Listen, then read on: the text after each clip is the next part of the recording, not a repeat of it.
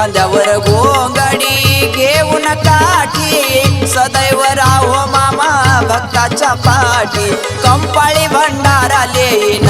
बाळू मामा तुमचं डोळ भरून रूप पाहिन पायी पायी मी येईन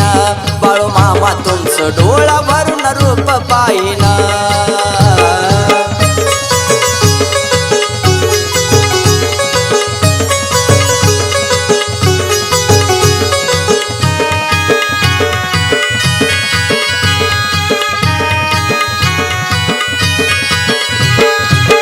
अगाध लीला